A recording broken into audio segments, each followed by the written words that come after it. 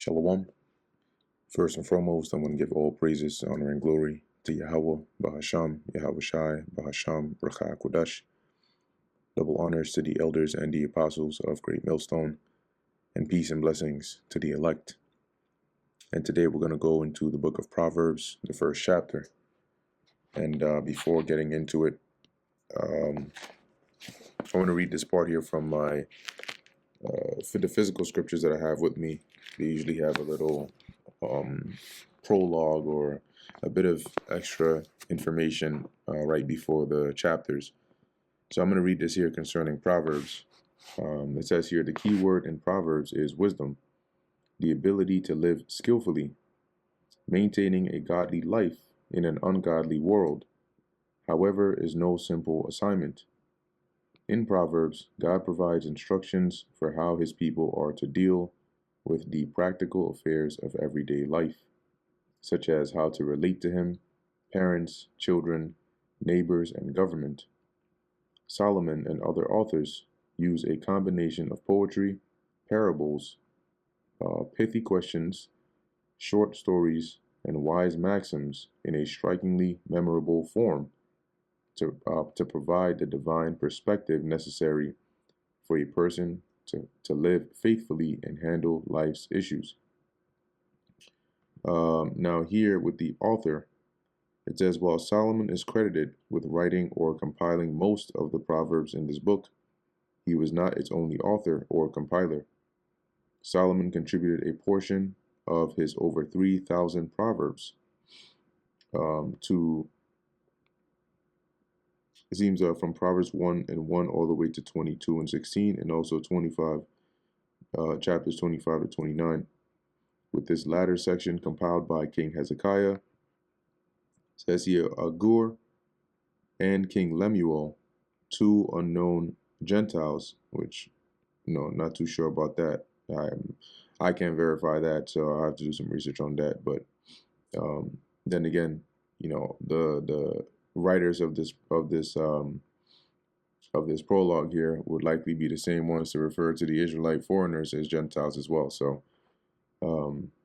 take that with a grain of salt. They likely could have been, maybe Israelites, who knows. But like I said, I haven't done research on who these individuals are, King Lemuel and Agur, so I can't confirm here whether they're Gentiles or not. It says a group of anonymous authors wrote additional Proverbs. The book of Proverbs was written between 950 BC and 700 BC. The book was compiled likely around 700 BC. Cool. So let's get into it. For the most part, it is, as we read here, a compilation of wise sayings. There are parts in there where it'll have like a short story or two, and it's basically for you to learn, instruction, right? As the main author I would say here is Solomon, right? So as Solomon urges the readers here of the importance of wisdom. Okay. Now, we, being grateful to the Lord for having a great deal of wisdom by way, first and foremost, of fearing the Lord, we know that the level of wisdom the Lord has given us pertains to more than just daily life, right, and mannerisms and conduct, right, but onto really salvation. So we ought to cherish it that much more. This is the book of Proverbs, chapter 1, verse 1, the Proverbs of Solomon, the son of David, king of Israel. To know wisdom and instruction, to perceive the words of understanding. So these Proverbs are to allow whoever it is, the readers, to know wisdom and instruction. The word instruction goes into discipline, because you need, when it comes to instruction, one, to hear, accept, and then to follow it takes discipline. To perceive the words of understanding, right? That is to allow you to be able to gain, understanding. To receive the instruction of wisdom, once again, the discipline that comes by way of wisdom. Justice, right, which deals with righteousness. Judgment, right, how to judge situations wisely. And equity, right, fairness. To give subtlety to the simple, To the young man, knowledge and discretion. And that subtlety deals with craftiness or prudence. To the simple, those that are naive, this by reading these proverbs can gain better insight into how to behave and how to carry themselves, and not to just walk around all naive, because that can be to your hurt. To the young man, knowledge and discretion. Likewise, and the young man, because the young man, when you're young, you lack experience. And it is through a lot of the experiences in life that men and older men gain subtlety, they gain discretion, right? They learn, okay, let me not do that again, because the first time I did it, it didn't work out too well for me. A wise man will hear and will increase learning. And why is that? Not because he already has everything that there is to know. No, because he has wisdom enough to let him know that he does not know everything that he needs to know. So he will increase in learning. He will constantly learn, desire to know more, and to never see themselves as knowing too much, right? You can always learn from somebody. And a man of understanding shall attain onto wise counsels, right? So one that is of understanding, they desire, okay, because how do they get that understanding? With that same desire onto the wise counsels, discourse, places where they can hear and learn. To understand a proverb and the interpretation, right? Once again, going back to the point of these writings here, to give you the understanding of proverbs, riddles, and how to interpret them, the words of the wise and their dark sayings, how to understand the words of the wise and how to decipher dark sayings, parables. The fear of the Lord Yahweh is the beginning of knowledge, but fools despise wisdom and instruction. So the beginning of knowledge, meaning your foundation. If if you know, you can know rocket science, you can know all these different things, but if you do not have the fear of the Lord, then really you know nothing. In the book of Psalms, it tells you that the fool hath said in his heart, there is no God. So to first begin anything, you need to know and fear the Lord. But as it says, fools despise wisdom and instruction. Yeah, they don't see the value in wisdom, and they don't want to come under the discipline of gaining wisdom. So they see it as something that is, the juice is not worth the squeeze. Verse 8, my son, hear the instruction of thy father, and forsake not the law of thy mother. Right, and that even is in the law to honor your father and your mother. But that as a child, this is in the ideal world where you have sensible parents, or even those that are like fathers and mothers to you, because they're older and they have experience, taking heed to their instruction. Going into verse 9, for they shall be an ornament of grace unto thy head. An ornament is something that brings glory or honor to you. Okay, usually it's like something you'd actually put on your, like a head, a wreath, and that it's to, it looks nice, right? It brings honor to you.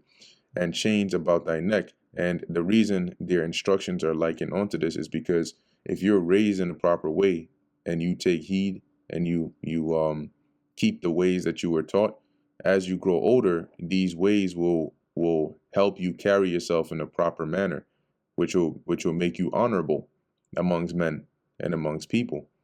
Right? It says, and chains about thy neck. Here the chains are not like shackles, but rather like like chains of jewelry, which is once again to say it'll bring glory to you.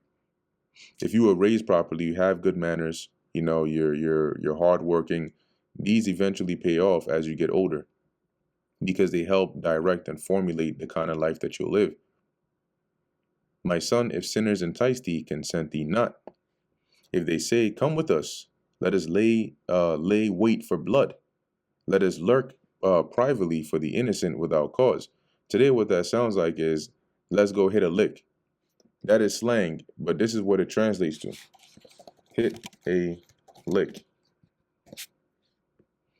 Hitting a lick is most often refers to making a lot of money very quickly and usually by illegal means, such as robbery or theft. With robbery or theft in this context, there's a high chance that somebody's either getting hurt or killed. How many times have you seen people pull up on somebody and shoot them and take their chain off their neck or whatever the case is, or even stab them? To hit means to take money from someone else, and the lick refers to the money itself. So this is an example of a modern day, something they would say, right? Let's go hit a lick. That is, back then it wasn't any different. It just was, they dressed differently. They had different means of doing it, but the concept and the idea and intention is the same. So Solomon is warning here: avoid people like that try to entice you. They'll come get initiated, and we do all this, and come and join us. You'll make a lot of money. This person is wicked. You'll go handle them. When you listen to like music today, these young rappers and whatnot, and they're talking about they're killers and people already know what they're about, and those kinds of things, they promote that. And nowadays, a lot of gun violence you see is among the youth. Sometimes they're 14, 15, 16, but they're getting initiated into this culture at a very young age. And Solomon is saying that's because they lack wisdom.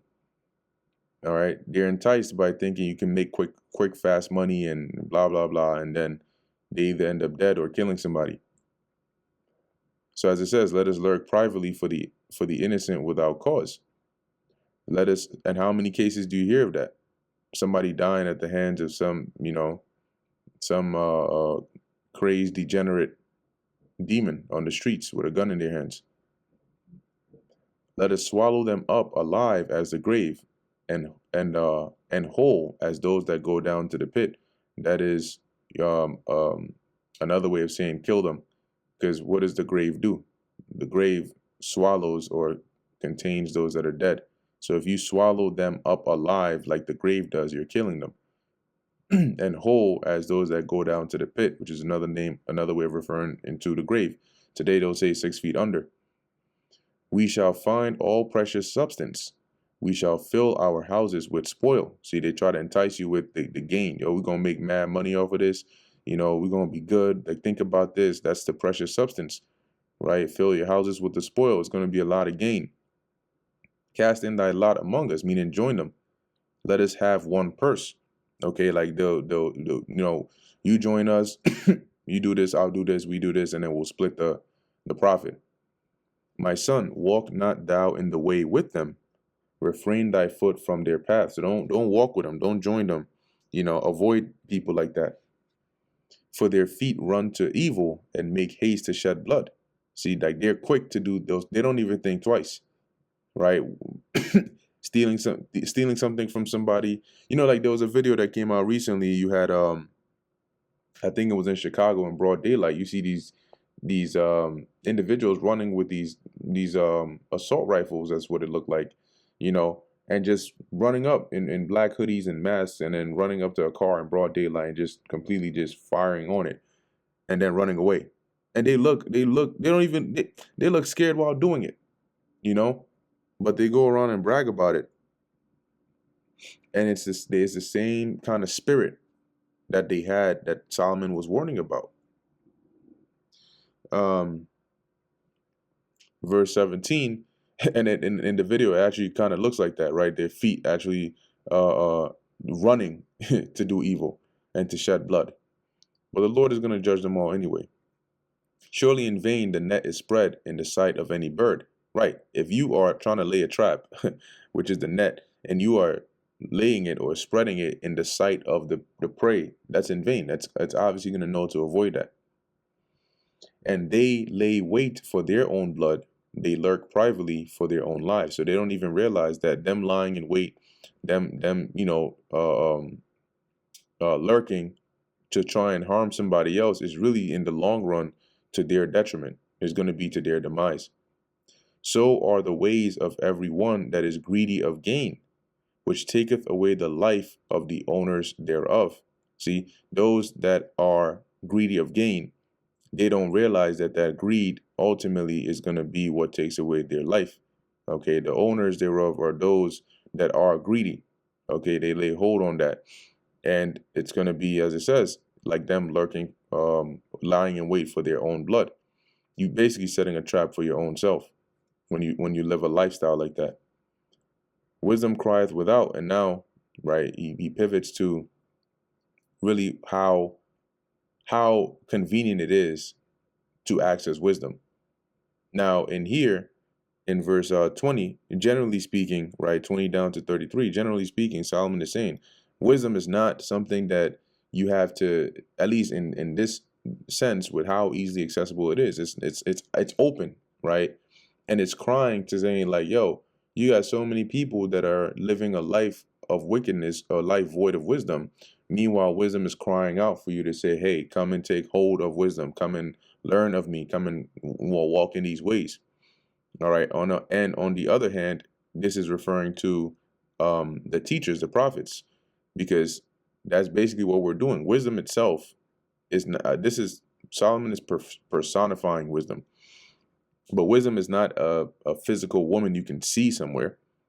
Wisdom comes forth through the words of those that have it or that have her.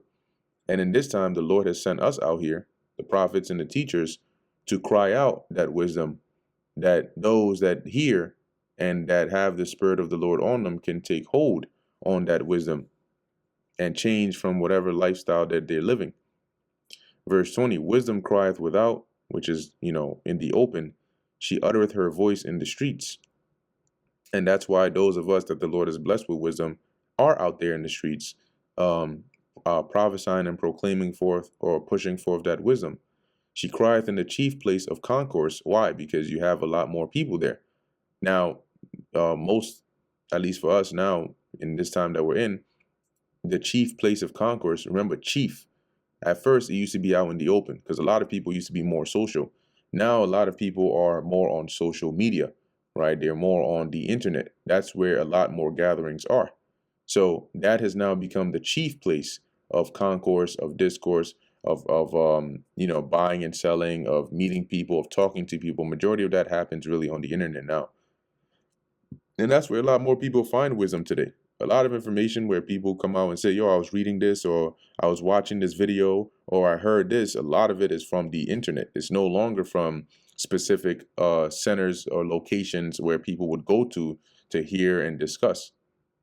For example, during during the time of the Acts when the Apostle Paul went to Athens, now that area, the Agora, is on the internet. In the openings of the gates, because in the past that was where you would have a lot of things take place, right? Whether it's an assembly or a gathering or just an announcement. In the city she uttereth her words, saying, how long, ye simple ones, will ye love simplicity? And the simple ones are those that are like we read in the verses above. They're ones that are void of wisdom, so they don't think through right before they act. They act without thinking. Like what's her name? Was it Sukihana? I think that was her name. I don't think, I just do. It says here, how long are you gonna love to live that kind of lifestyle? And the scorners delight in their scorning, and fools hate knowledge. So how long are you scorners gonna continue to scorn and to scoff, right? Denying the truth of everything. How long, even though you have all the proof in front of you? That's because you lack wisdom. How long are fools going to hate knowledge? You continue to stay a fool so long as you hate knowledge. Turn you at my reproof, right? That is the correction. So when you're being called out for living a life void of wisdom, you're being reproved for it. And that's what we say, right? Turn from the lifeless, life that you're living. We're reproving the sins of our people and telling them to come back to the Lord, because that is through, what does the scripture say? The fear of the Lord is the beginning of knowledge. Behold, I will pour out my spirit onto you. I will make known my words unto you. And that's the Lord speaking through us, right? Through the chain of wisdom, because the Lord acts through the righteous through wisdom, right? And that's a spirit. So here it's saying, look, I'm going to pour out that spirit of wisdom onto you. Right? I will make my words known unto you. You'll start to gain understanding. Because I have called and ye refused. I have stretched out my hand and no man regarded. Once again, it's like speaking, using wisdom, but also the Spirit of the Lord interchangeably. So, because the Spirit of the Lord is wisdom. And so, as the Lord, through us, the teachers, have been calling out, because you don't hear wisdom just in the air, in the ether, you hear it from the mouths of men or those that have it. So we call out and they refuse. They're not interested in hearing the words of the Lord. They're not interested in dealing with wisdom. So the Lord likens that onto having his arm, his hand stretched out to help you, but nobody wants to take the help. But ye have set at naught all my counsel, and with none of my reproof. Anything the Lord try to counsel you with, you just brush it to the side. Any reproof that the Lord sends your way through us, you just ignore. So as a result, I will laugh at your calamity. I will mock when your fear cometh. Because why is that fear going to come upon you? Because you're a fool. And your actions are going to warrant that and bring it upon you. That's in the time of your judgment. And because the Lord gave you a way to escape and you ignored it, he's going to laugh at your calamity. When your fear cometh as desolation, right, to completely destroy you, and your destruction cometh as a whirlwind, meaning that it's like one of those crazy storms that you can't escape. That's how the Lord likens the destruction of the fools, the wicked, the ungodly, when distress and anguish cometh upon you. Because when bad and evil times come, it doesn't matter how wicked you were, you become afraid, you become stressed. The Lord is saying, when those times come upon you, then shall they call upon me, but I will not answer. They shall seek me early, but they shall not find me. You see that? So you're going to seek the Lord because you're going to be looking for answers. You're going to be looking for safety. You're going to be looking for a way out of the destruction that's coming upon you. But as the Lord says, he will not answer. Now, how was he speaking to you in the first place? Through his men, through his teachers, through his preachers. And how was wisdom calling out? Through those that have it. So now when you need it, you're going to try to look for it through those men, through the avenues by which it was being given out, the first go around, but you're not going to find it. Okay. And the way the Lord does that is by ushering in, according to prophecy in this time, at least, the famine of the word. And there were similar famines in past times. It tells you in the book of, I think it's in the book of Samuel, that the word of the Lord was precious in those days, because that there wasn't an abundance of prophets. So it says, but they shall not find me, for that they hated knowledge and did not choose the fear of the Lord.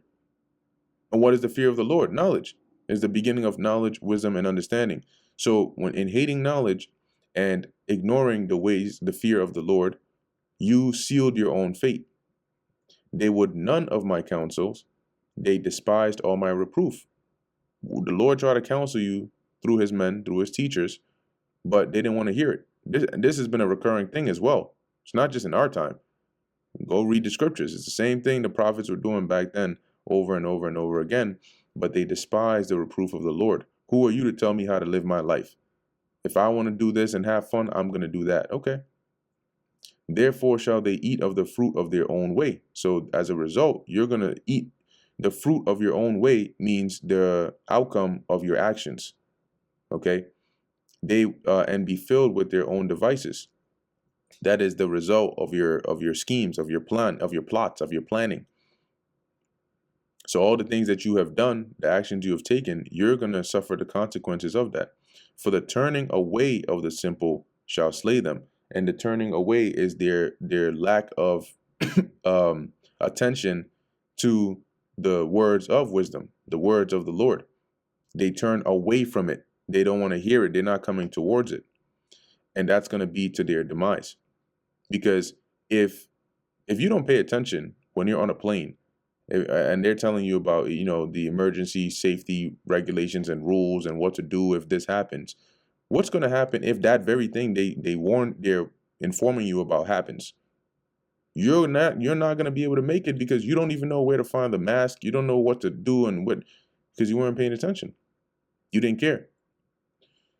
And the prosperity of fools shall destroy them, because in your foolish prospering, even though in reality it's no prospering at all, it's just setting you up for failure, eventually it's going to lead to your demise. But whoso hearken, because see, like I mentioned earlier, right? Somebody that goes to hit a lick thinking that, oh, this is the life, that fast life, to them, they're going to think they're prospering until one day they go and they get shot. And now they're in the hospital about to die. But whoso hearkeneth unto me shall dwell safely, and shall be quiet from fear of evil. See, those that hearken to the Lord by taking hold on wisdom, you're going to dwell safely because, one, you're going to live a life pleasing to the Lord. But two, you're going to avoid the paths that lead unto judgment, and shall be quiet from fear of evil. Because you're going to witness the destruction and the judgment that come upon fools, but you are going to be safe. And that brings us to the end of the book of Proverbs, the first chapter. Lord willing, that was edifying to the elect. In closing, I want to give all praises, honor, and glory to Yahweh, Bahasham, Yahweh Shai, Bahasham, Recha Kodesh. And until next time, Shalom.